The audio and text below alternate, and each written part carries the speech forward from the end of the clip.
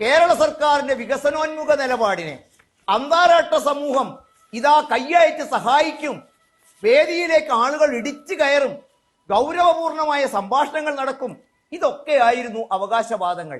പക്ഷേ പൊട്ടിപ്പൊളിഞ്ഞ് പാളീസായ വികൃതമായ പരിഹാസ്യമായ ഒരു മുഖമാണ് എന്നതിന് ഇതിൽ പരം എന്ത് സൂചനകളാണുള്ളത്?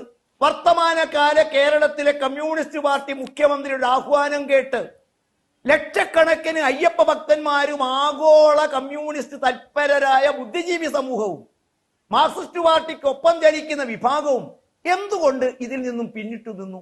പാർട്ടിയല്ലേ ഉത്തരം പറയേണ്ടത്? ഇനി വിവര സാങ്കേതിക വിദ്യയാണ് എന്ന് പറഞ്ഞ അപഹാസ്യനായ കേരളത്തിലെ മാർക്സിസ്റ്റ് പാർട്ടിയുടെ നേതാവ് പണ്ട് ഒരപ്പം കഥയുമായിട്ട് അദ്ദേഹത്തെ കേരളത്തിലെ ജനത പഠിച്ചിട്ടുണ്ട്. അപ്പം കൊണ്ടുപോയി സിൽവർ ലൈനിലൂടെ വിറ്റ് തിരിച്ചു വരുന്ന കഥകൾക്ക് പിന്നീട് ഉത്തരം മുട്ടിയത് നമ്മൾ അറിഞ്ഞു. ഇനി എന്റെ ചോദ്യം, ഇത് AI-യുടെയും കൃത്രിമമായി ക്രിയേറ്റഡുമാണെങ്കിൽ കേരളത്തിലെ പോലീസ് സേനയിൽ കയ്യിലിരിക്കുന്നത് മാർക്സിസ്റ്റ് പാർട്ടിയുടെ കയ്യിലല്ലേ ജയചന്ദ്രൻ സാറേ? മാധ്യമ സുഹൃത്തുക്കളോട് സംസാരിക്കുമ്പോൾ പാർട്ടിയുടെ സംസ്ഥാന സെക്രട്ടറിയുടെ ശരീരഭാഷ, അദ്ദേഹത്തിന്റെ മുഖത്തെ വികാര വായ്പകൾ അതും വായിച്ചെടുക്കേണ്ടതല്ലേ? അക്ഷോഭ്യനായി മറുപടി പറയുന്നതിന് പകരം അസത്യമാണ് മാധ്യമങ്ങൾ പ്രചരിപ്പിച്ചത് എന്ന് വിശ്വാസമുണ്ടെങ്കിൽ അദ്ദേഹം എന്തിന് അസ്വസ്ഥനാകുന്നു? എന്തുകൊണ്ടാണ് അദ്ദേഹത്തിന്റെ ശരീരഭാഷയിൽ ഇത്തരത്തിലുള്ള വികാര പ്രകടനങ്ങൾ ഉണ്ടാകുന്നു?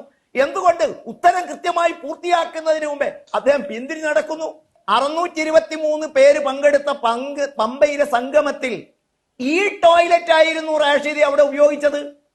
നോക്കൂ, ഇത്തരം കാര്യങ്ങൾ അതൊരു വലിയ സൂചനയാണ്. ഒഴിഞ്ഞ കസേരകൾ മാത്രമല്ല, 623 പേര് ഒരുമിച്ച് പമ്പയിലെത്തിയാൽ അവർക്ക് പ്രാഥമിക കർമ്മം നിർവഹിക്കുന്നതിനുള്ള ടോയ്ലറ്റുകളില്ല. ഈ ടോയ്ലറ്റുകളാണ് കൊണ്ടുവന്നിരിക്കുന്നത്.